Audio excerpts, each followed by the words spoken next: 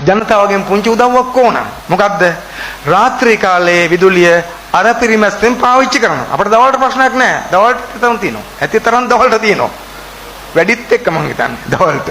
හැබැයි රැයට ප්‍රශ්නයක් තියෙනවා. මොකද රැයට ඉල්ලුම වැඩි 6 සිට 10 දක්වා සපුරන් තියෙන දේවල් අඩුයි අපිට. ඒ නිසා අපි රාත්‍රී කාලේ ටිකක් විදුලි අර පිරිමැස්මක් අපට ඕන. ඉතින් මං කියන්නේ අපි ආදර්ශයක් දෙමු.